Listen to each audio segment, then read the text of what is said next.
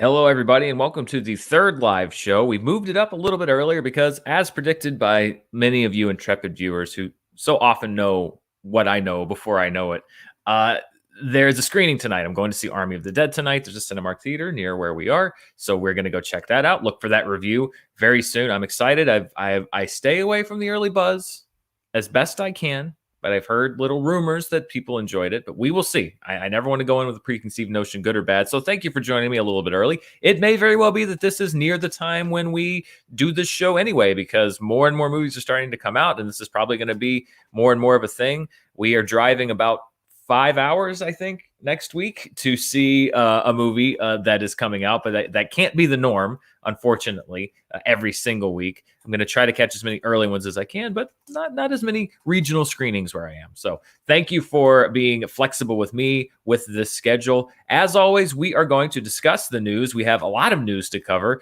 We have some Disney news with Eternals and Shang-Chi. We have Golden Globes news. This is quite a story. The complete implosion of the Golden Globe Awards. We're going to break down exactly how we got there, what has happened in the last few months. And as always, this is also open for you. If you have questions, then I would love to hear them. We are, as always, taking Super Chats and Streamlabs. I say as always a lot because, as always, we're here. I take Streamlabs and Super Chats. $5 gets your question on the air. If you want me to basically take a quicker break at $15, you will get your question asked immediately, or as close to immediately, maybe not mid-sentence, but as close to immediately as possible. So while that populates, let's talk about the Golden Globe Awards. If you don't know what the Golden Globe Awards are, you might have, or maybe at one point you did. They air on NBC. They are run by an organization called the Hollywood Foreign Press, and they really were kind of inconsequential up until the mid-90s or so. Dick Clark Productions took over the show. NBC started airing the show, and they went from this little quirky show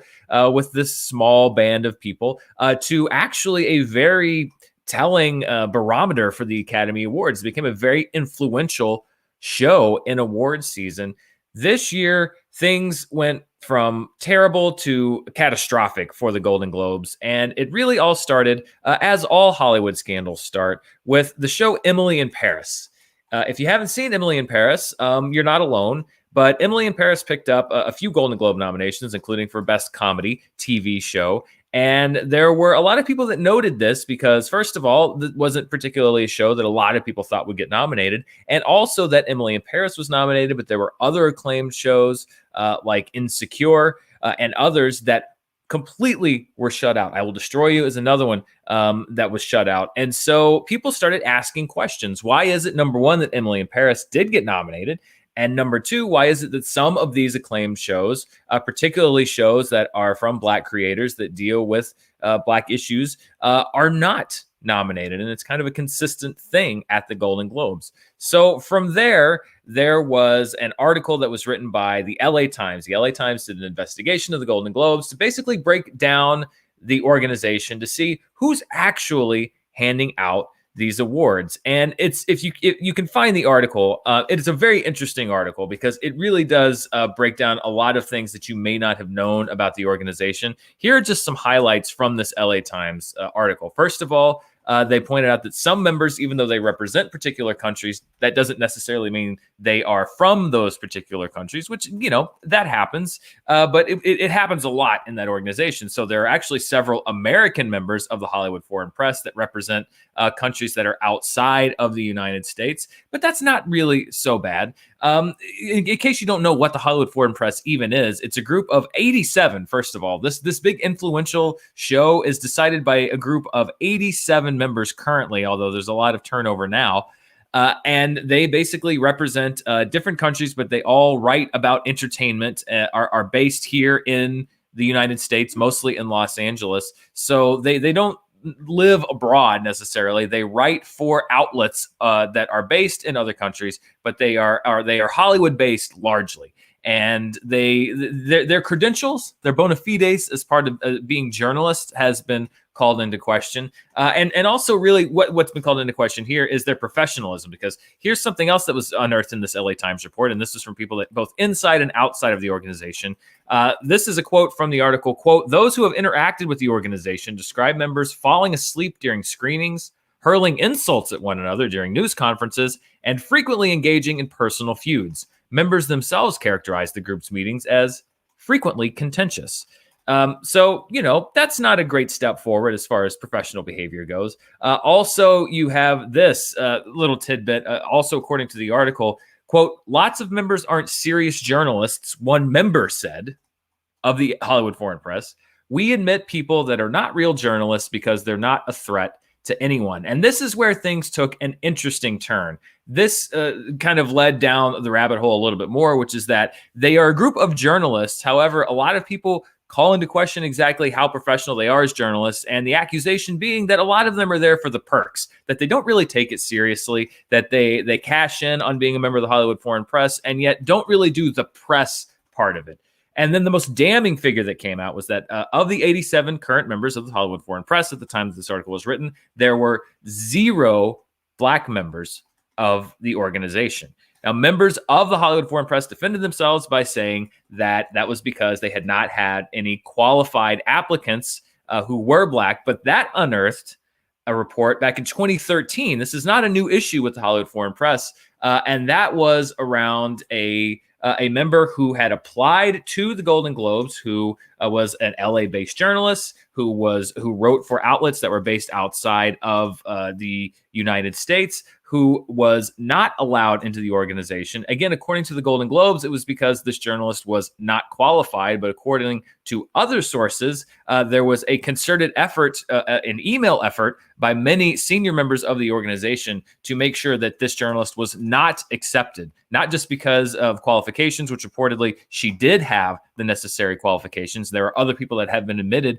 with fewer qualifications, but just because they didn't like the cut of her jib, they didn't like the fact that she worked for a certain outlet. The idea of this being territorial, the fact that we can't let a real journalist in because they're going to expose that maybe we're not real journalists, is another question that began swirling around the Golden Globes. So this is probably something that you heard about when the Golden Globes were happening. This idea that they're a very small group, they're a very insular group, they're not very accepting of outsiders, and they appear to be closed off to a lot of outside perspectives. This was already bad. They came out on stage and they addressed and said, we're going to do better. A lot of people said, like, well, that's nice lip service, but let's see what the action is going to be. So after the Golden Globe Awards, the Hollywood Foreign Press, they hired a diversity and inclusion consultant. They hired a crisis management PR firm to help get them on the right footing. But then really in the most spectacular case of, I don't even know if you call it bad timing, perhaps the curtain continues to fall. A couple months ago, or about a month and a half ago, the former Hollywood Foreign Press Association president, Philip Burke, this is the guy, by the way, he was still a member of the organization following an article from Brendan Fraser that came out a few years ago. It was actually a great article. It got spread around a lot when it came back. He accused this guy, Philip Burke, of fondling him at a Hollywood Foreign Press luncheon. This was an open accusation made a few years ago. This guy, still a member of the organization, he sent the entire Hollywood Foreign Press an article that was about the Black Lives Matter movement nominally. But basically, the article said that the movement was carrying on Charles Manson's work of wanting to start a race war.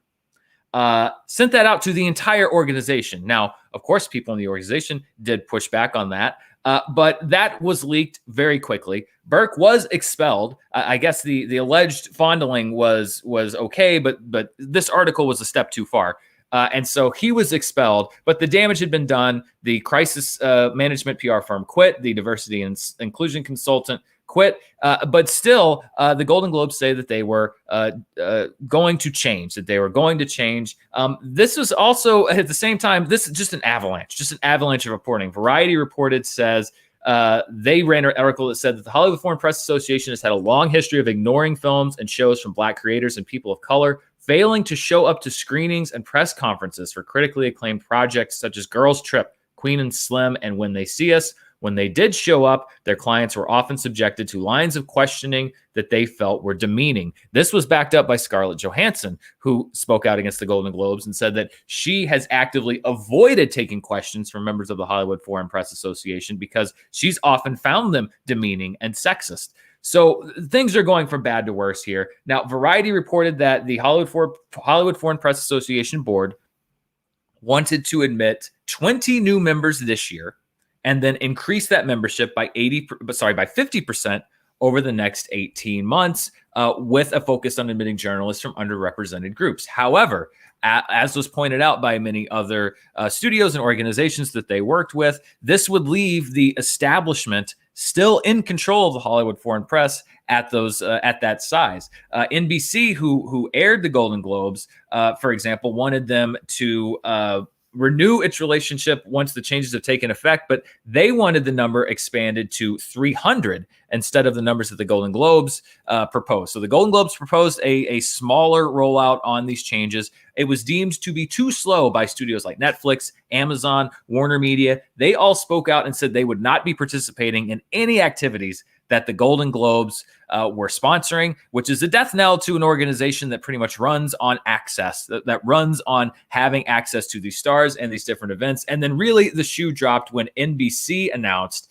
that they will not be airing the Golden Globe Awards next year in 2022. The network said that they are hoping that the organization will take the next year and a half, unroll some meaningful changes, and then hopefully they will come back to a partnership in 2023. Now, whether or not that is going to happen, there's no telling, because publicly the members of the organization have been very resistant to this. They feel like the changes that they have made are good enough. And really, the future of the Golden Globes is at stake. So where we stand right now is that there will be no Golden Globes Awards, at least not on NBC next year. I doubt that there's going to be awards anyway, because you have studios that are refusing to cooperate. There's a whole host of publicists who said that they will also not make their clients available to anything that the Golden Globes do. So they are in crisis. We are basically at a point where the Golden Globes is going to make meaningful change, or they are going to cease to exist. And let's be honest here about the Golden Globes. They're a joke. I've said it before. Everybody knows it. They're an absolute joke. They are. It's exactly what they're accused of being, as far as the access goes. They are a small group of Hollywood journalists that thrive on meeting famous people, that thrive on getting their pictures taken with them, and whoever meets them the most or takes the most pictures or oftentimes sends them the nicest things are the ones who get the nominations and the awards.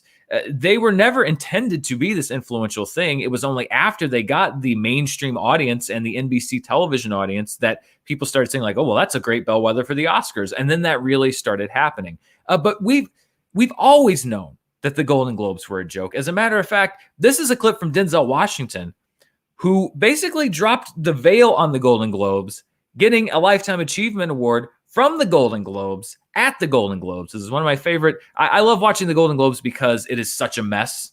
It is such an absolute mess.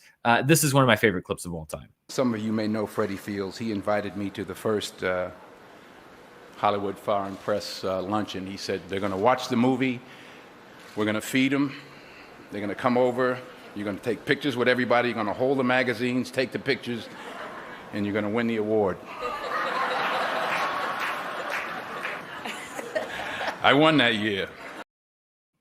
Yeah, I mean, we know how it works. This isn't about, I wasn't that shocked when honestly, I was kind of surprised that there was a whole controversy around Emily in Paris, because it had come out that the Hollywood Foreign Press had a large number of their members flown out to a set visit in Paris, put up in a nice hotel for a couple nights. They weren't the only media members who got that treatment, but many of them certainly did. So I was not shocked when I heard that that had happened. That's usually the biggest explanation. It's like when they nominated The Tourist, which was not a critically acclaimed movie, but Johnny Depp showed up and they got to meet Angelina Jolie. That's how the Golden Globes work. But what I think is actually important is that there is some weight, for whatever reason, that's held with what the Golden Globes does. And it's not always a bad thing. The first time I ever heard of The Office, the UK version, was on the Golden Globes. They oftentimes will recognize TV shows like Mr. Robot before a lot of the other awards shows will.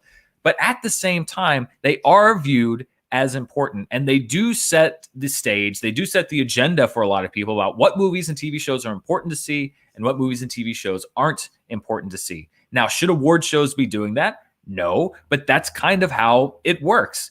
What I think that you really have to address, and it goes from the giveaway thing, taking things like the inclusion and diversity of your membership seriously, You have a responsibility as one of these organizations. This is a position of great privilege. You get to do things and meet people that almost nobody else in Hollywood does. And the only thing that you're being asked in return is to take your job seriously. And that's the problem with the Golden Globes. They don't take it seriously, and they need to. There's nothing new about the giveaway culture in Hollywood. Critics in and out of the Hollywood Foreign Press Association are wined and dined and schmoozed because that's what studios do. They're selling their movies.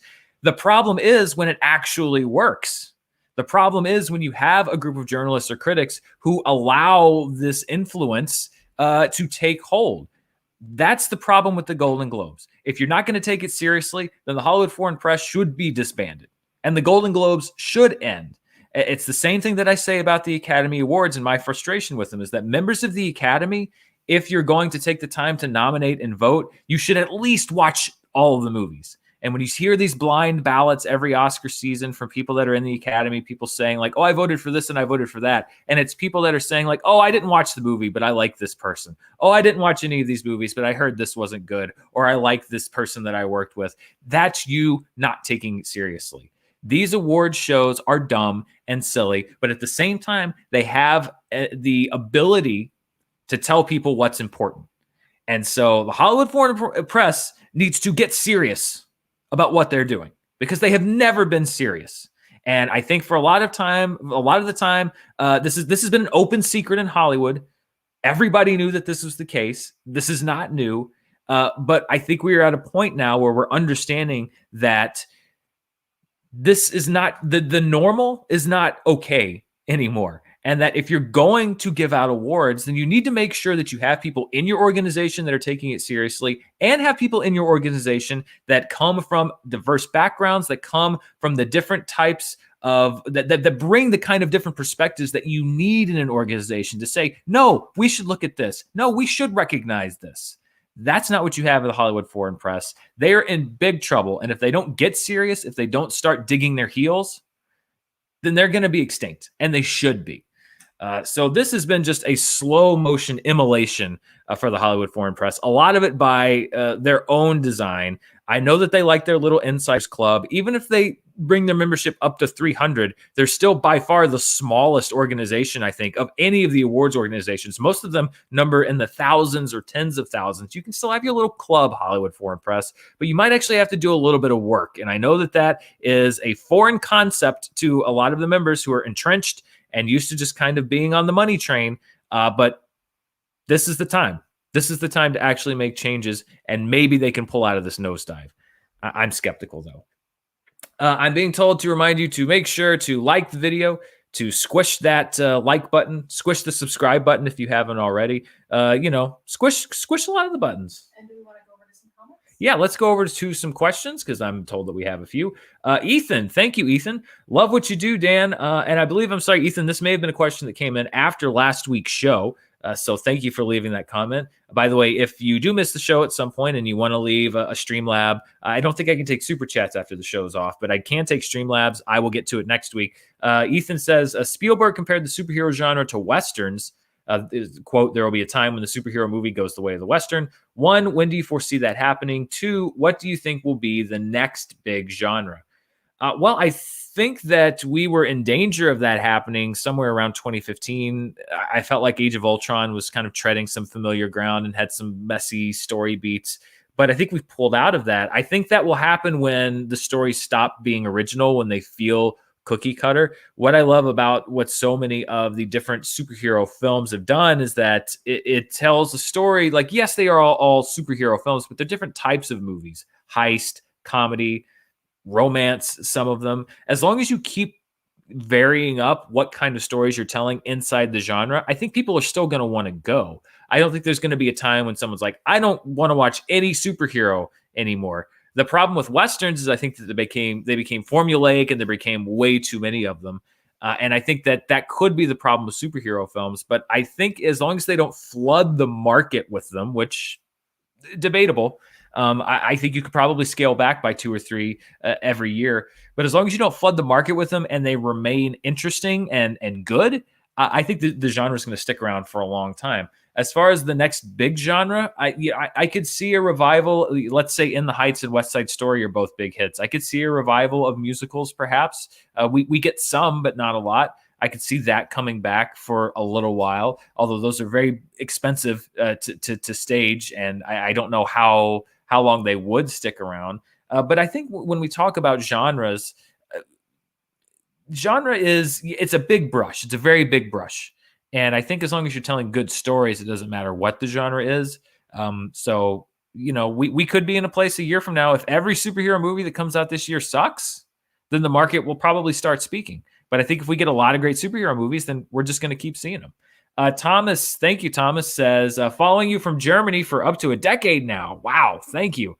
Came here to support you and to tell you that okay, so he says that Mads Mikkelsen's name is pronounced with a silent D, like mess. So it's Mess Mikkelsen. Okay. Wow. So I've gotten it completely wrong. So has all of America. I've gotten the vowel and the consonant wrong. So Mess Mikkelsen. All right. See, I'm going to get corrected on that now because they're going to say Mess Mikkelsen. Listen, talk to Thomas. Thomas is from way closer to Mess Mikkelsen's home than I am, and he says it's with a silent D. Yeah, it's Mess Mikkelsen. All right, I'm going to start saying Mess Mikkelsen. I won't promise that I'm not going to screw it up every once in a while. Harv's donated, said, "Hey Dan, what are your favorite movies from these three big time directors? Hitchcock, Kubrick, and Spielberg, not counting Jaws. Wow, mine are Notorious, Barry Lyndon, and Raiders. Three great picks for Hitchcock." Ooh, that's a tough one. Hitchcock, I would have to say either Rear Window or Psycho or Strangers on a Train. If he forced me to choose, I might say Psycho. For Kubrick, maybe Dr. Strangelove. Barry Lyndon's up there, but I got to say probably Dr. Strangelove. And then Spielberg, not counting Jaws. I haven't seen it. Well, now, I revisited it fairly recently. Probably Saving Private Ryan or E.T. would be my favorite from Spielberg. Greg donated $5. Thank you, Greg. Hi, Dan. I was hoping you'd give a quick shout out to the recently deceased Jim Steinman, a legendary songwriter and huge part of pop culture. Yeah, I actually was looking at Jim Steinman, and it kind of, I feel bad. I fell through the cracks a little bit as I was preparing things. But yeah, I mean, talk about Meatloaf, Bat Out of Hell,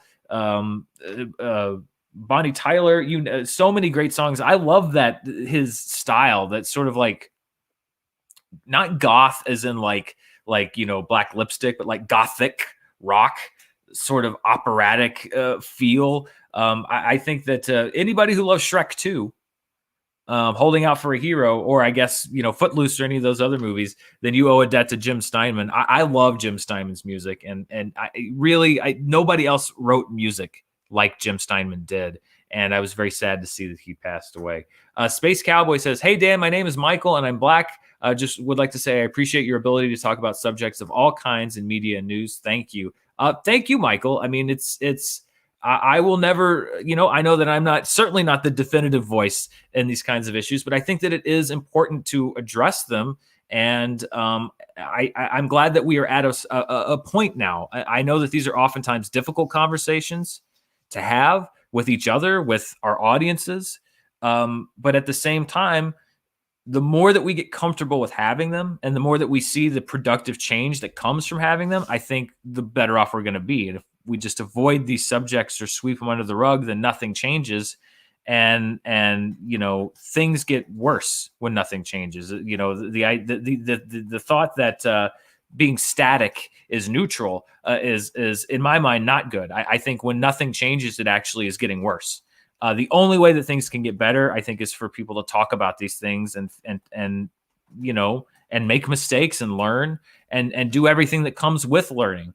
And so I appreciate that, and I hope that with things like this Golden Globe, I would love, I'm not going to sit here and gleefully cackle and say that I wish the Golden Globes would go away forever. I think, what's that? Why not? I think that the best outcome would be that they learn and grow, and that we still get these silly dumb awards, but from a much more inclusive base. Because listen, the Golden Globes are fun. It's fun to watch people get drunk and say crazy stuff. Like I love Denzel going up there and saying that they're all a sham. Like, you're not going to see anybody else do that. No one's going to do that at the Oscars. Yeah, so I thank you for that, though. I really do appreciate that comment, and hopefully we can continue to have these kinds of discussions. D Train says, what's the deal with showing the movies in both theaters and HBO Max going to end, as well as premiere access for Disney Plus? COVID cases are going down, and fully vaccinated people don't need to wear masks. It's time for all movies to play only in theaters. Well, HBO Max announced that they are going to do all of their Warner Media's titles through the end of the year. So as of right now, unless they're planning to make any changes, then every major movie, although Dune is still kind of up in the air because Denis Villeneuve was not happy about the idea of people being able to watch Dune at home first run.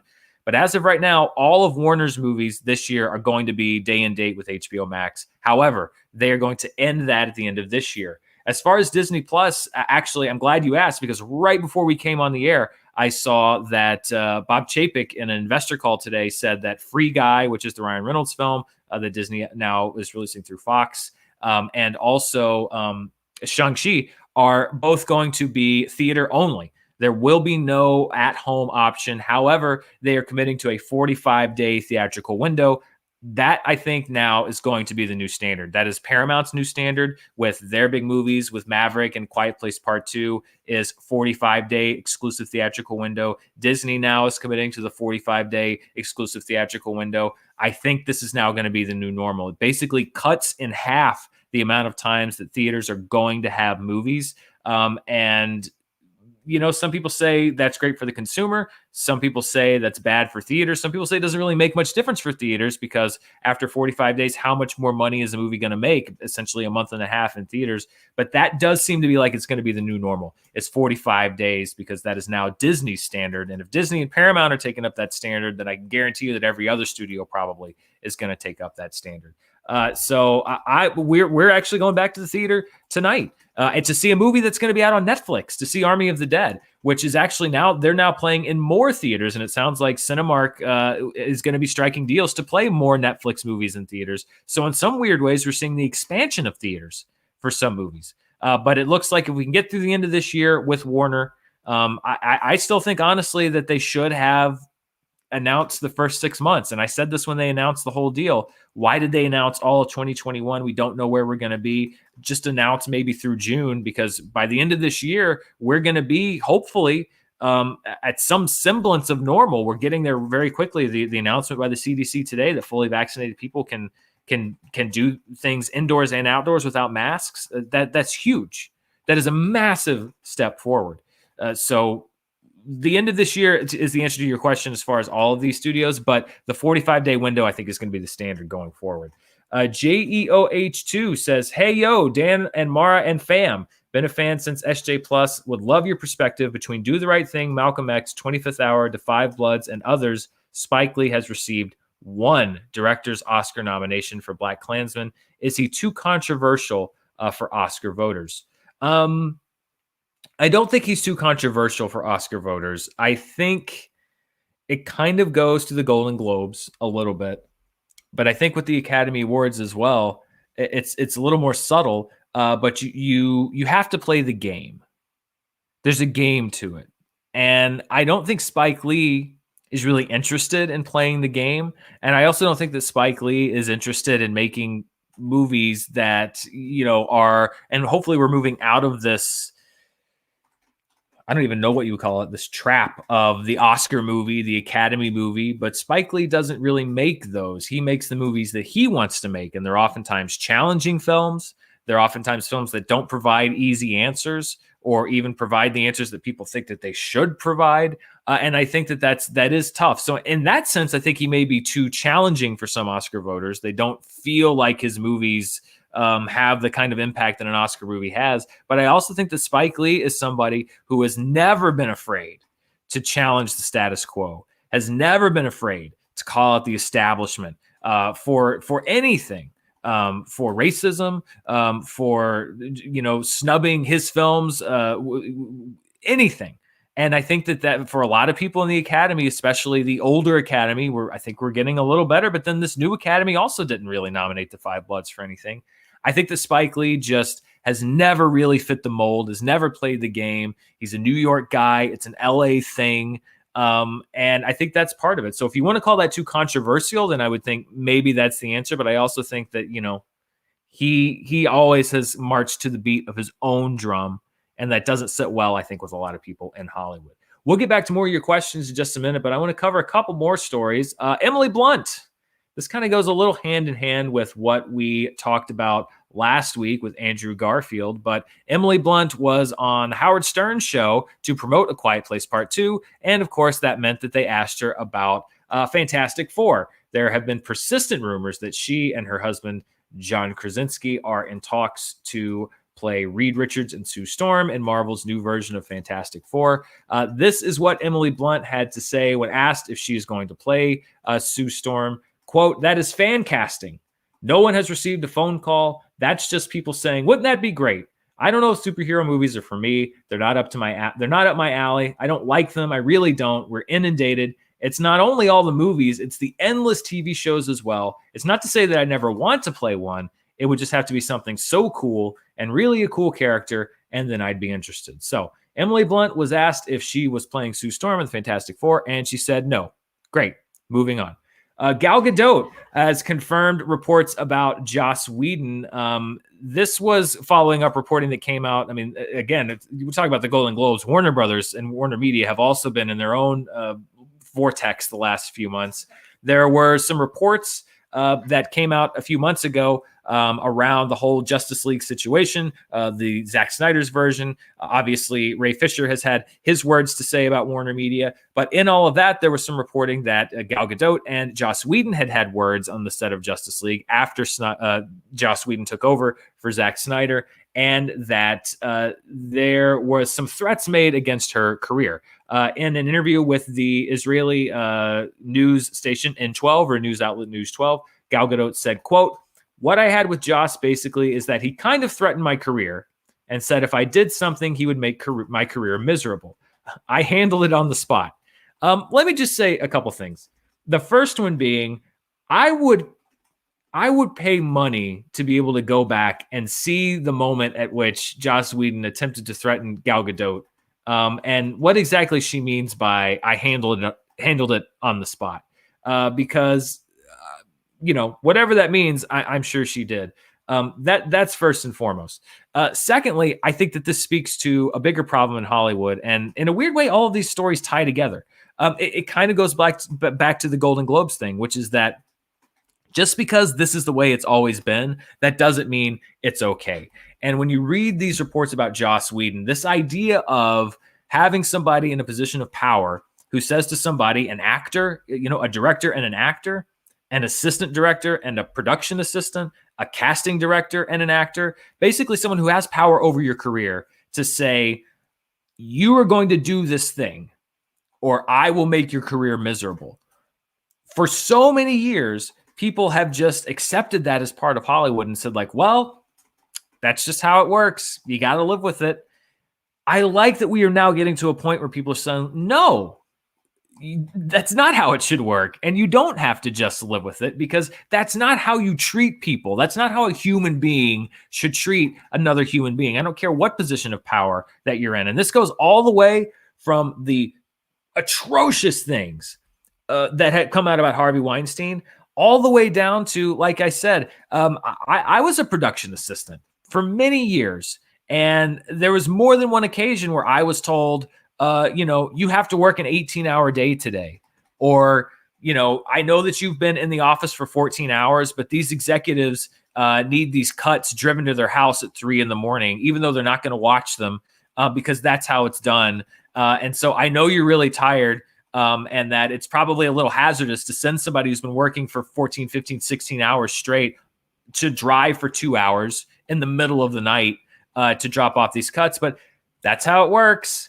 Well, you do it or find another job. The idea that you can actually treat people like human beings shouldn't be a novel one in Hollywood. And yet it upsets the power structure, because the exploitation of people has always been something that's been a problem. Now, there are plenty of people that work in Hollywood, particularly old school people, that'll just say, well, if you don't have the stomach for it, then find another job. That's just how it works. But that's how these abuses keep happening, by people that just say that's how it works. That's not how it should work. A director, when going to an actor, if you're asking them, and reportedly, a lot of people said it was because Gal Gadot did not like how Wonder Woman was being characterized in Justice League versus in Joss Whedon's version of Zack Snyder's Justice League. How she was characterized in Wonder Woman versus this version of Justice League.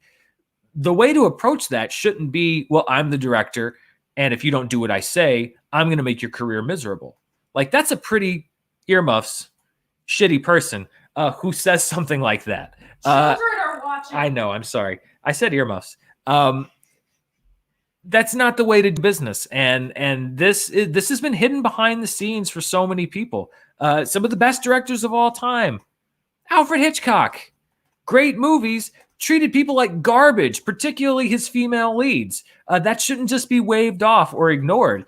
That's the truth. That's just the truth of how it is. So when we talk about things like the Golden Globes, or things like Joss Whedon telling Gal Gadot that he's going to ruin her career if she doesn't do what he says, these things should be coming to light. These shouldn't just be like, well, we all knew that. Well, yeah, but things don't change unless you actively make that change. So it's interesting to hear this confirmation. It certainly seemed like, she gave kind of a roundabout confirmation of this when the initial reporting was done, just basically saying like, oh yeah, we had some issues. But still, I think that these things should be pointed out. And a lot of people love Joss Whedon. I love a lot of what Joss Whedon has done. But we need to know these things, because you need to know how these things are made. The end result is not enough. You also have to understand that people aren't being exploited or made to feel uncomfortable or made to do things that they don't want to do for fear of their careers. That's just not how it should be.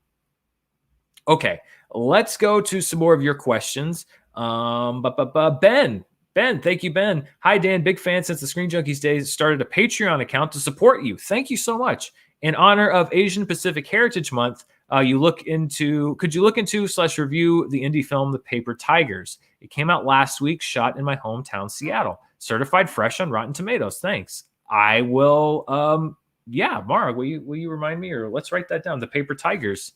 I'll check that out. I actually have another film that I need to check out that was produced by an old friend of an old Screen Junkies friend, actually, named Andrew Pilkington. We met him at several events over the years. One of always a pleasure to see this guy at any event that we did. And he actually produced a film called Best Summer Ever that has been getting some buzz that he sent me a link to, and I still need to watch. So I'm behind on my movie watching. I'm trying to rectify that and restructure some things. But yeah, The Paper Tigers, and also Best Summer Ever. Look out for that movie as well. And I'm hoping to give that one some more coverage as soon as I get a chance to see it. But yeah, thank you for that recommendation. Always love a good movie recommendation. Jeff Reviews says, with the CDC announcing fully vaccinated people don't need masks indoors anymore, do you think theaters will be able to open at full capacity soon?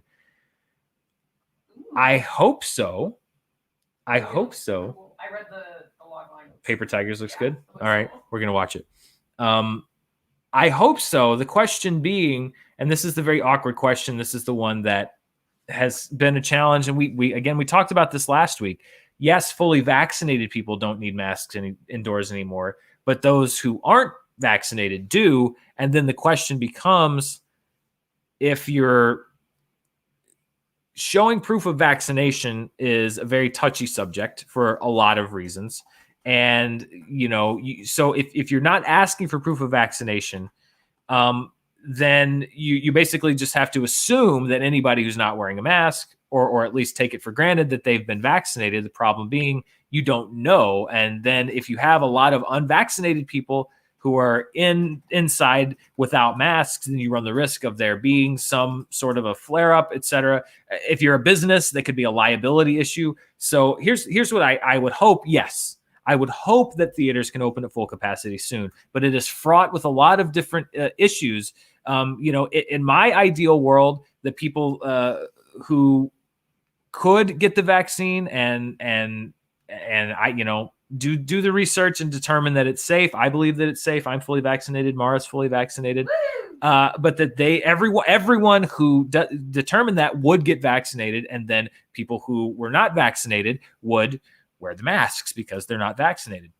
That's an ideal world. That's a perfect world. That's not the world that we live in. So I would hope that they can, and I'm sure that Hollywood hopes that they can, but it is fraught with a lot of issues. Some of them are issues of just about how do you guarantee that everyone that's not wearing a mask has been vaccinated? The other one being, as a private company, do you open yourself up for liability, even if you have customers that, are taking their own actions by walking in unvaccinated without a mask? Are you then potentially endangering other people, and would you hold liability for that? So that's where I think that there's some weird wiggle room. Peyton Frank says, Dan, how are you and Mara doing through this pandemic? Were you able to get vaccinated and or stay safe? Oh, well, yeah, we did. We both are vaccinated, fully vaccinated. 2 weeks past our last shot. Also important to remember, when we say fully vaccinated, it's not just that you've had both shots, it's that you've had both shots and then you've waited the 2 weeks after the second shot. If you got, or you had your, yeah, exactly. Yeah. How are we doing? We're doing fine. I mean, I'm glad that we're coming around to the end of it. That's nice. Yeah. The VA is a nightmare. Please write your congresspeople. Yeah, the VA is a nightmare. That we found out. The pandemic has really made the VA even worse than anything. It was already criminally. Yeah, it was already negligent bad. at times. Yeah, the pandemic has crippled the VA, and that has been posing us some very significant issues. So, if you really want to, I love the Streamlabs and the Super Chats, but if you want to support us as well, write a letter to your congressman or woman, congressperson, and just say like, hey, maybe fix the VA because it's broken. It's irreparably broken. I hope not irreparably broken, but right now it's in shambles, and this pandemic has really done a number on it, and that's what we're struggling with more than anything. But I'm not going to say it's not been challenging. It has been a challenging 16 months at this point, 15 months, but we're coming through the end of it. And hey, we're going to see a movie tonight. That's great. That's great news. But thank you for asking. We're doing all right. I'd say we're doing about as well as everybody else. We're hanging in there, and we've been able to stay in touch with a lot of our friends and family, and that's helped as well. Thank you for asking. Luke1234 asks, I think RoboCop is a very unique film because if they ever made a sequel, we'd wonder why they never did. Sorry, if they never made a sequel, we'd wonder why they never did. But at the same time, every sequel sucks. Well, that's true. That's the quandary with a great movie that never has a sequel. People are like, oh, why didn't they ever make a sequel to this? I'd love to see a sequel to this movie. And then they do, and you're like, oh, well, I wish they hadn't done that. There's very few movies that actually, like I'd say Blade Runner is one of the very few movies that actually got a sequel after many years that people are like, at least in my opinion, just like, oh, yeah, I'm glad they made that movie. It actually adds something to the story. RoboCop is one of those because it is a movie that is, in my mind, perfect. And so you want more.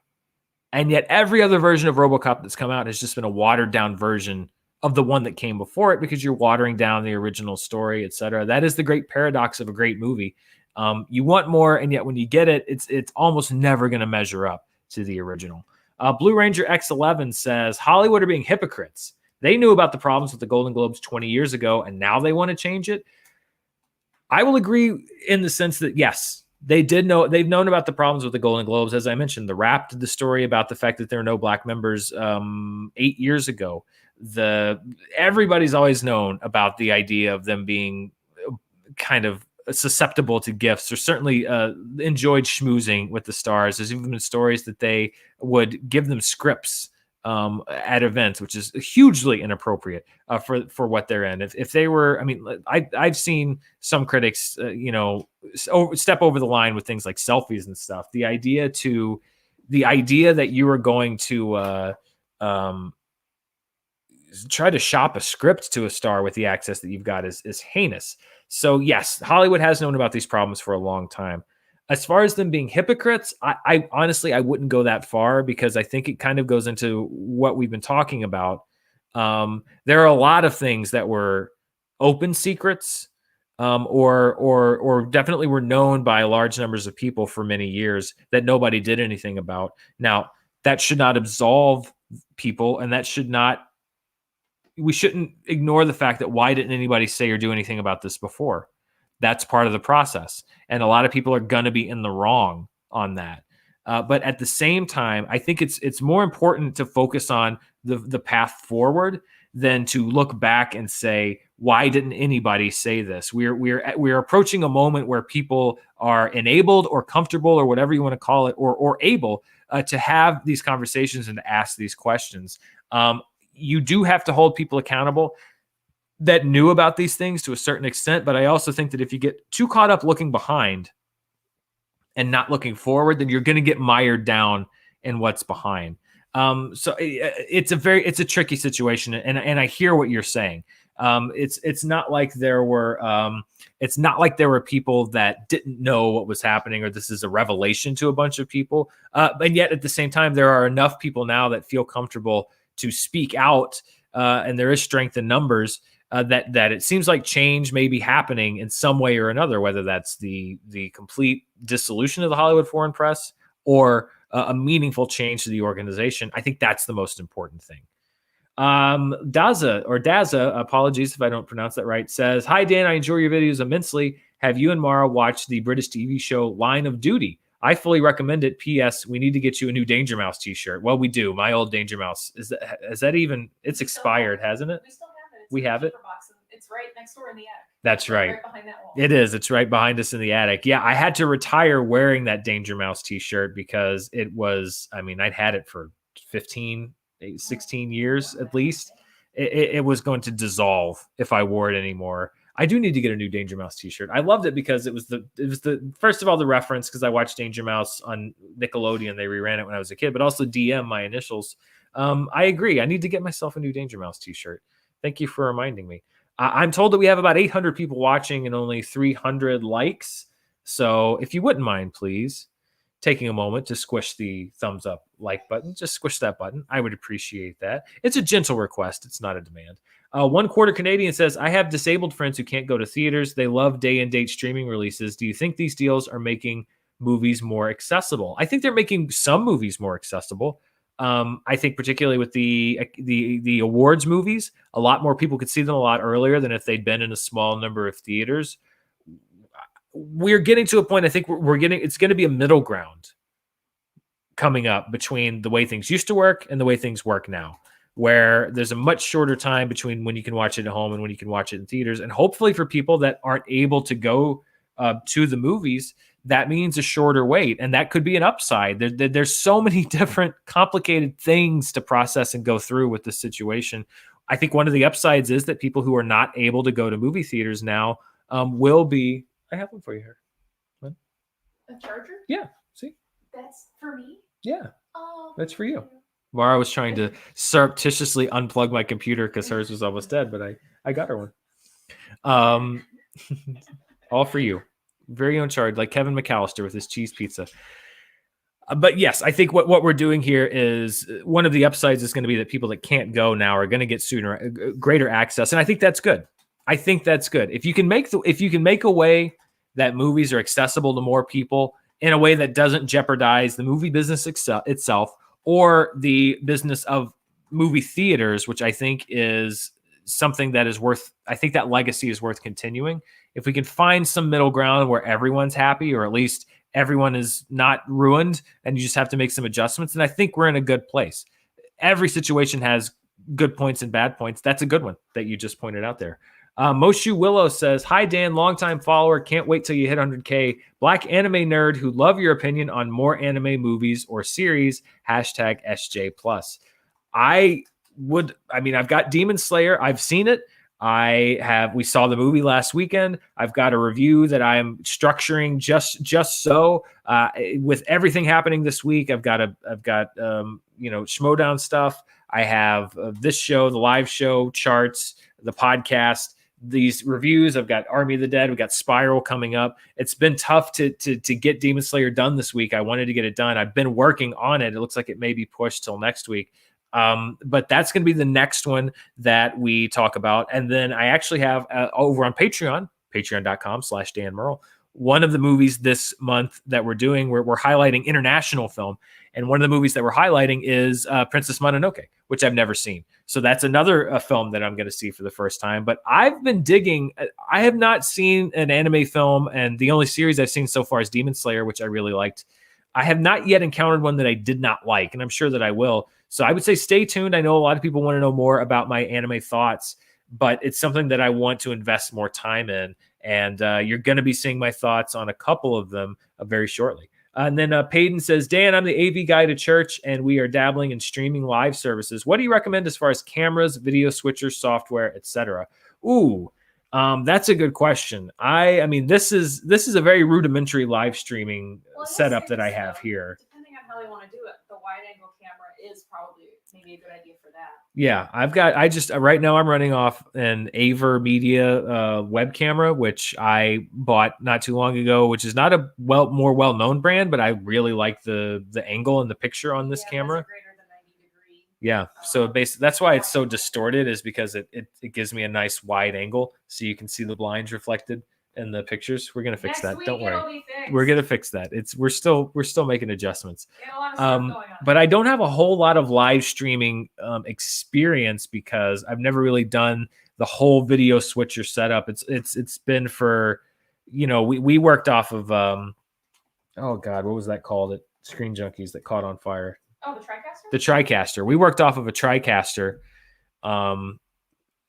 Which is a great setup, but it's expensive. Yeah, that's a very professional setup. So I'm unfortunately I'm not a huge expert on that. But the only thing I can say is I love this Aver Media camera they have, but it's a very kind of consumer use. I don't know what the goal is as far as your church services, etc. Jeff Nicholas donated, says no comment, just a donation. Well, thank you, Jeff. I appreciate that. While we wait for the last few comments to come in, if you have any that you want to send. Oh, we got one more at the bottom. All right. I have a few more news stories to talk about as well. Ace Wingate says, did you watch Black is King on Disney Plus? I loved it. I did not. I kept on getting recommendations to watch it, and I never actually did. I need to. I have a list of things, 25 things long, of stuff that I have to watch, that I need to watch, and Black is King is on that list, but I have not seen it. Let's look at a couple more stories that I wanted to talk about. We were talking about Shang-Chi. Shang-Chi and Eternals may actually be facing some problems in China. Now, this wasn't necessarily big news as far as Eternals go, because we discussed on either last week's show or the week before the fact that Chloe Zhao has made some comments that were controversial in China, that were critical of China. And so the release of Nomadland was pulled in China. The media coverage of her Academy Award wins, it was basically expunged from the media, difficult to find on social media. So we know that the Eternals or Eternals was going to be a difficult release in China. But Shang-Chi might be a surprise. This is from Variety. They reported that the CCTV6 China movie channel, which as all major media outlets are, is state-run media, they listed dates for all of the movies upcoming that Marvel announced last week, except for two, Eternals and Shang-Chi and the Legend of the Ten Rings. This is, I was actually kind of surprised, but when you read why, it makes a little bit more sense, and it ties into some problems that Disney had with China last year. Variety's report lists several reasons for Shang-Chi's potential troubles in China, one of them being the character's roots, and the fact that his original arch nemesis, Fu Manchu, has largely been seen in the country as a harmful stereotype. They say that there are many people in China who don't know that the antagonist has been switched out. I guess Shang-Chi is kind of notorious in China for its stereotypes, and other people that think that by switching out Fu Manchu, yes, you're bringing in a new villain, but they still see it as the same character, just with a new name. There are also some fans that were reportedly unhappy with the film's trailer and poster. They felt that it was a hodgepodge of Chinese stereotypes. It drew comparisons, according to Variety and social media, from some people to Disney's Mulan, which performed very poorly in China last year and got a big backlash because they felt that it was very inaccurate about Chinese culture. Again, several people in China. It's not a monolith. I'm sure some people didn't feel this way, but a large swath of reaction in China that Mulan was essentially a watered down version of Chinese culture that was sent to China in a very kind of cynical way to like, oh, here's your movie. See, we made one for you. Not well received by many people. It seems, at least from some people in China, that the early looks at Shang-Chi and the Legend of the Ten Rings had a similar response, and there is no official date yet. So this is potentially huge. I mean, Eternals would have been big enough, but if you're looking, I'm sure Disney probably was under the assumption, and listen, we can talk about all of the implications behind this assumption, but Disney and Marvel, I'm sure, were under the hope and assumption that Shang-Chi would do very well in China. And the fact that it's number one, struggling perhaps to get a release date. Number two, maybe if it does get a release date, may not be received the way that the studio had hoped. This is something that's a very important thing. And we've talked about this, and I've been talking about this point that we're reaching with China. There are so many studios that put in their plans as a linchpin part of their plans that, oh, we're going to make a movie, and then it's going to go to China, and we're going to make $200-300 million from the Chinese box office. And for a long time, that was the way that things worked. But that's not the way that things are going right now. Things are trending now for a much stronger Chinese film industry in country, and Chinese audiences, and certainly people in the government, are being much more stringent and looking a lot closer about the movies that are imported to their country, what their content is, what they say about China. The idea that you can just count on the Chinese market to be a big part of your international box office is quickly going by the wayside. And these studios have got to make that adjustment, or else they're going to start putting huge amounts of money into movies that are not going to be financial successes. And then things just kind of daisy chain from there. So I think this is just yet another chapter in every studio, Disney, Warner, you name it. They've all got to look at, if you're going to try to sell a movie to a Chinese audience, I don't think it's enough anymore that you just make it about some aspect of Chinese culture, or set it somewhere in China, or add a Chinese character, because I think audiences in China are starting to look at that and see it for maybe what it already was, which is pandering and essentially trying to buy off their votes or money. They vote at the box office. So I think this is just something that's really got to be looked at, and it's a very. If I'm Kevin Feige and if I'm Bob Chapek, if I'm Disney, I'm worrying already about Eternals, now maybe a little bit about Shang-Chi as well. And then finally, and then we'll see if there are any further questions before we wrap up. There are. Great. We'll get to the last of your questions. Knives Out 2, the sequel, which I think should be the name of the movie. Knives Out 2, the sequel, airplane style. Any more knives? Knives Out 2, Knives In. They keep adding, like, every day there's a new casting announcement, and I'm in favor of all of them. So we already knew that Daniel Craig was coming back for Knives Out 2. Rian Johnson signing a massive deal, like in the over hundreds of millions of dollars deal, to write 2 sequels to his hit film. The first sequel, the second Knives Out film, goes into production this year. 4 new cast members have been announced just in the last week. Dave Bautista, Edward Norton, Janelle Monáe, and then most recently Catherine Hahn, all added to that list. I mean, that is a murderer's row right there. That is a murderer's row of a cast. It's hard to top that first one. I mean, you've got the late great Christopher Plummer, you've got Jamie Lee Curtis, Ana de Armas, Michael Shannon, Toni Collette, hashtag an Oscar for Tony, Don Johnson. So many great cast members in that first one. Chris Evans and his sweaters and his Biscoff cookies. I get so hungry for Biscoff every time I watch Knives Out. It's not even funny. Well, we're having a Biscoff cake next week. We are having a Biscoff cake next week, and I'm very much looking forward to it. We're forgetting one other person too. Are we in Knives Out? Yeah. Oh, I did Jade Martell. Yeah, I was gonna say the Catherine Waterston? No, wait. Who played Toni Collette's daughter? Oh, not her. No, this is a game called Dan Tries to Remember Who Was in Knives Out, and I was doing pretty well so far. New game. And the new game, this is called Dan Tries to Remember the Cast of Knives Out. Okay, we're streaming live. Why not? So you got Daniel Craig, Lakeith Stanfield, the other detective who I don't know. Sure. Chris Evans. Yep. The late great Christopher Plummer. Yep. Michael Shannon. Yep. Jamie Lee Curtis. Yep. John Donson. John Donson. John Donson. Is that like Mandurl? Yeah, it's like Mandurl. John Donson. I said Jamie Lee Curtis and Toni Collette already, right? Even if you didn't, you did now. Well, I have now. Jaden Martell. Yeah. I may have already said that too. Doesn't matter. It's okay. Proud of you. And let's see. Who else am I missing of the major cast members? Well, her name is Catherine Langford. Catherine Langford. I got her first name right. You did. I'm like halfway there. Did I miss any other big ones? Not that anybody who I didn't name isn't important. You know what I mean. I don't think. All right. So Catherine Langford was really my only one. Catherine Langford, and then I get a half point for Catherine Langford because I said Catherine Waterston, and I get a half point for John Donson. Yeah, for John Donson. Although if I were writing a script now, I would definitely name my lead character John Donson. I would 100% name my lead character John Donson. Oh boy.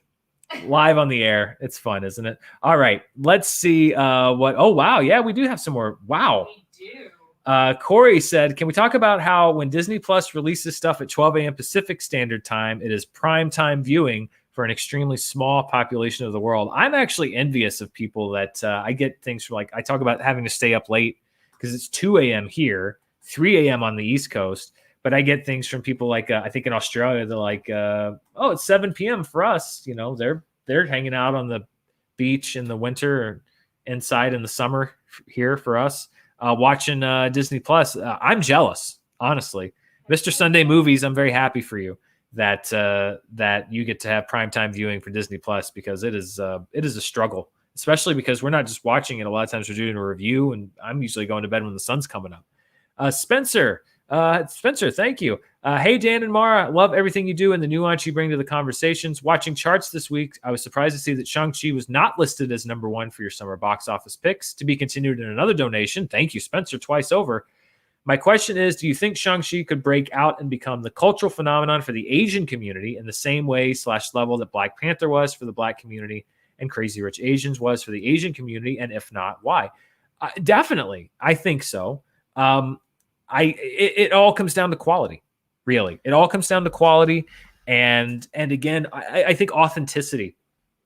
Authenticity is such an important factor when you look at these. I think and I have no reason to believe that this would be the case, but I think if Shang-Chi for some reason comes off as I discussed, you know, with the way that some Chinese audiences are reacting to the early looks of the film, if it for any reason comes off as pandering or inaccurate or cynical, then I think that you could have a real problem. I think if it feels authentic, if it doesn't feel like it was made just to sort of cynically exploit a demographic and actually feels like meaningful representation in a huge superhero movie, then it definitely could. I mean, I think I listed it at number 3. I didn't list it too low. I listed it behind Black Widow and the Suicide Squad. I hedged just a little bit, only because it's not a familiar character. And then if one of these other issues pops up, if it just doesn't feel right, or, you know, even if the movie just turns out to be not that good, I didn't think it could weather the storm as well as some of the other films. But I think it absolutely has breakout potential. It really does. Like I said, it really does come down to, does this feel authentic? Is the movie good? And does it strike a chord? Does it resonate? And I think those are the important things. But yes, I think it 100% has that potential. Stuart Arbery, thank you. Some fun Golden Globe nominees for Best Picture: Mask of Zorro for comedy, Burlesque, The Tourist, Patch Adams, Bobby, and Red. All Best Picture nominees for the Golden Globe Awards. And I'll never forget the year that they nominated the hilarious The Martian for Best Comedy. Yeah. Oh, that was a knee slapper, Oh, that movie. tears. Remember when they had 6 lines in that movie that made you laugh? Apparently that makes it a comedy. Yeah, the Golden Globes are weird. Andrew Feister says, who do you want to play against type like Chris Evans in the sequel? And who do you want to be Blanc's sidekick like Ana de Armas? Ooh. Well, we have the 4 that we know, which is Janelle Monáe, Edward Norton, Catherine Hahn, and Dave Bautista. I mean, I think team up Bautista with Daniel Craig because you know, they fought each other in the Spectre. Was that Spectre that he was in? Spectre. They fought each other in Spectre, not Inspector. They fought each other in Spectre, and now Daniel Craig is an inspector. Yes. This is something. This is why you tune in live, folks, for things like this. So I would like to see Bautista, of the people that we know, team up with Benoit Blanc. And then who would I like to see play against type? Like, I kind of like to see Edward Norton play just like a zany, funny guy. or just someone who's not put together. Right. You know? And not the murderer also. Like Yeah. that's the other thing is like when He needs to everyone when be he was colorful announced, side everyone was just like, well, Edward Norton did it. Oh, hi, honey. Do we have a cat? Yeah. Where? Say hi to Oh. Daddy. Muffin is much better, by the way, this week. She's not dazed. Technically, her cone could come off today, but we're going to leave it on for a couple more Can days. she say hi? Yeah, Muffin can come say hi. We're bringing in cats. It's like the Lion King. Yeah, we have to be really We have to careful. be very careful. This is Muffin. She's got her cone on still. Oh, poor baby. Hi, sweetie. Oh, I know. I like. She's feeling better, though. She's feeling much better than she was And last don't week. worry, we picked her up by her butt. Yeah. So it was safe. Yep. It's very rare for people to hear Muffin speak. It is- So she's you've very- been treated here very today. picky. Wow, everyone's been so great this week. So many great questions. Thank you. ASF says, hi, Dan. I'm beginning to think I want a career in film and going to school for it. What advice would you give for someone just starting out? I would say, first of all, be open-minded. I originally thought, oh, I'm going to be a director. And then I went to film school. Well, I got rejected from the actual film school. I should not have been in the same class as Barry Jenkins, so that's probably good. But it was good because I was in media production, which is all the kids that didn't get into film school. But it was also learning about like DV, nonlinear editing, Final Cut, Premiere Pro, etc. So it was actually good timing because that's where everything was going anyway. But I went in thinking like, oh, I want to be a director, and then I directed a couple things, and I realized that like I enjoyed it, but I was actually drawn much more toward editing. And so I kind of started going down that path. So my first piece of advice would be, sorry for that. My first piece of advice would be, don't get so tunnel vision that you close yourself off to other possibilities, because it may well be that you want to direct and you go there and you love directing and that's what you're going to do. That's great. But leave open the possibility that you may think that you want to go there for one thing, but you could find other things that attract your interest. The other thing being is, this is what I always say is find your people. And I mean the people that share your interests, the people that challenge you, the people that are also on the same path as you are. That was when I actually started growing and developing creatively and also personally, was when I got into my major and I found the people, not just in my major, but that were in my class that had either we agreed on a lot of things or we disagreed on a lot of things, but we were able to have this discourse about it and discussion about it. You run on the same wavelength. You inspire each other creatively. You push each other harder and harder to do better and better work. Find people better than you, because that's great motivation to get better, is to have people that are better than you. Even when I look at being a relative newcomer here in the YouTube area, as far as running my own channel, there are so many people that I respect that have been doing this for years, that are better at doing this than I am. And I think that's great, because that pushes me to be better. And if you find people that really can do that for you, then I think you're going to grow. So that would be my main thing, is keep an open mind, explore a lot of different avenues, and then find the people that inspire you, that you can work with, because those are the ones that you're going to work with, probably even perhaps after you get out of film school. So many meaningful collaborations have been made for people that meet each other at school. And those are my two big pieces of advice. Damien says, hey, Dan, what's a movie poster that scared you as a kid? I hated Chucky ones. I'm still scarred. You're the best. I watch and like every video. Thank you very much, Damien. I'm trying to think of a poster that scared me when I was a kid. Nightmare on Elm Street posters scared me. Freddy was a very scary dude. And I actually had never seen a Nightmare on Elm Street movie, but I was scared of Freddy because of the poster art, even the kind of goofy ones. I was always very, very scared of Freddy. It's kind of ironic because I've grown up and Nightmare on Elm Street movies are my favorite ones, but the posters for the ones when I was growing up, I was not a fan of. Stacy asks, oh boy. All right, here we go. Mara, are you ready for some? I'm ready.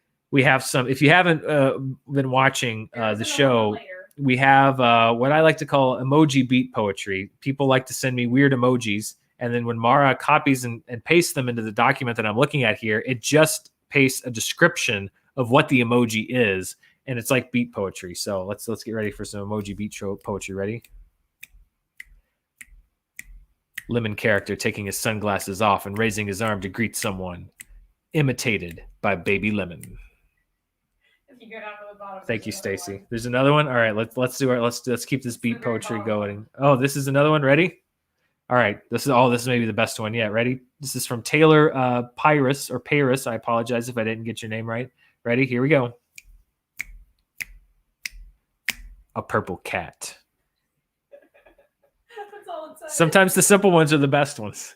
All right, ready? Jake Dyer says, are you interested in guest starring on the podcast Sardonicast, hosted by the people you know, Adam Johnson from YMS and Alex Beltman from IHE? I think that's Your Movie Sucks. And is it I Hate Everything? Yeah.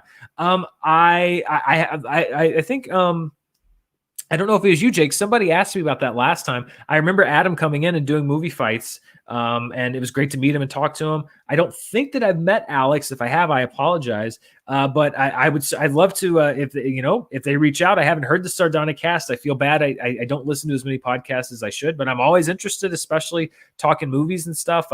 I've been very fortunate to appear a couple times on the Slash Film Cast, and that's been a lot of fun. I still owe like a year later an email back to Jeremy to come on to talk about coming on the Sincast, which it's all me. It's none of it's him. No, we love you. It's just terrible job on me of keeping in touch. But yeah, no, I definitely welcome that invitation.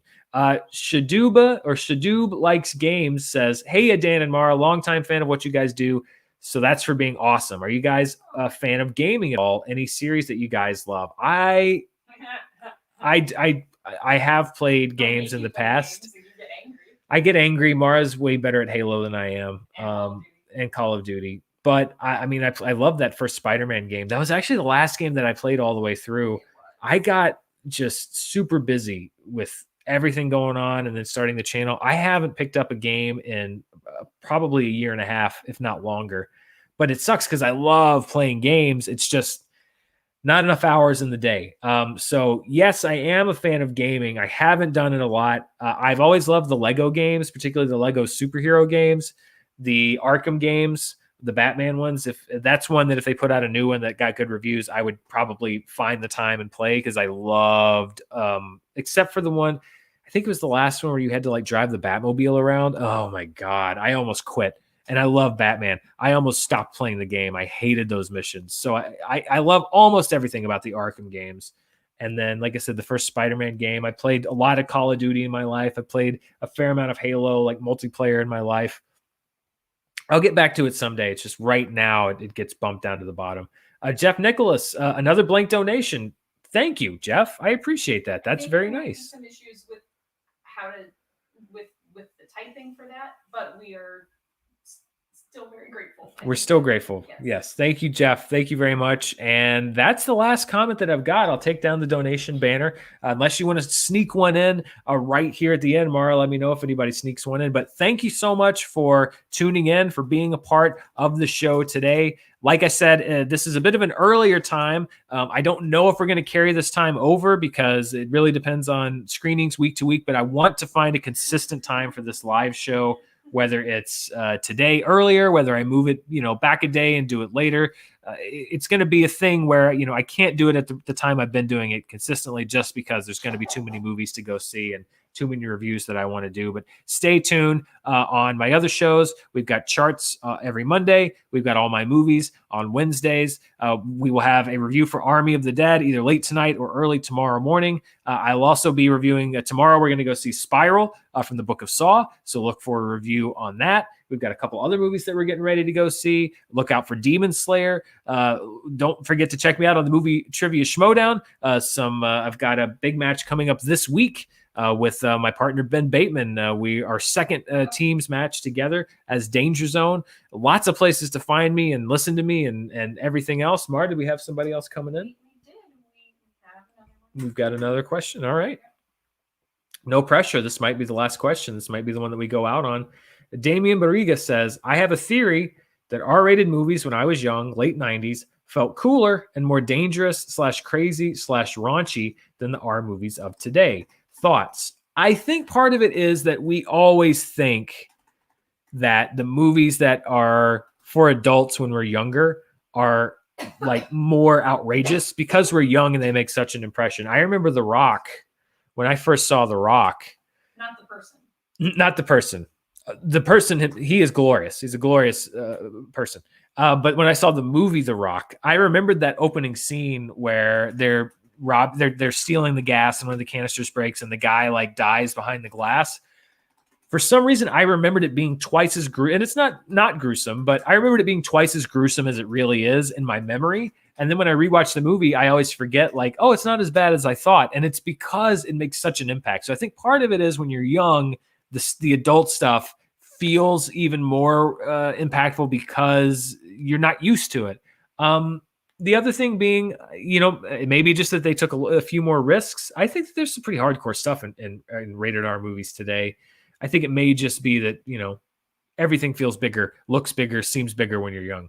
And then Wish Williams donated $4.99. I love you, Dan. I love you too, Wish Williams. Thank you so much. Thank you to everybody who watched the show. Stay tuned for so many reviews and things coming up here on the channel. We may even be going on the road soon. It's looking like a likelihood, at least for 1 or 2 videos, to try to catch up to all these movies that are coming out. But I appreciate everybody who watched, everybody who commented, everybody who donated, everybody who's supporting the channel, whether you're just watching. Hit that subscribe button, hit the like button, everything that everybody's been doing to support what I'm doing here. What video is going to be up tomorrow? Tomorrow will be the Army of the Dead review. Yeah, we're going to do that either tonight or tomorrow morning. I'm not sure yet. We'll see. Depends on how well the movie's long, and then there's a lot of other stuff going on time-wise. So it's either going to be tonight or tomorrow morning. By the way, there was a super chat that it seems like it has gotten lost. Oh, okay. We have a lost super chat. Yeah, but really briefly, will you Dreamcast Knives Out 2? Will I Dreamcast Knives Out 2? Yeah. Oh, you know what? You think on it? We can always Yeah, address I'm it going right to at think the on top that. of next week. I'll think on my That would be a good Dreamcasting. answer. Yeah, I'll think on my Dreamcasting for Knives Out 2. And then we'll talk about that on next week's show. So thank you, everybody who watched. Thank you for subscribing, donating, Super Chat, Streamlabs, everything else. And we will see you right back here next week. So much more to come this week on the channel. Until next time, stay safe out there.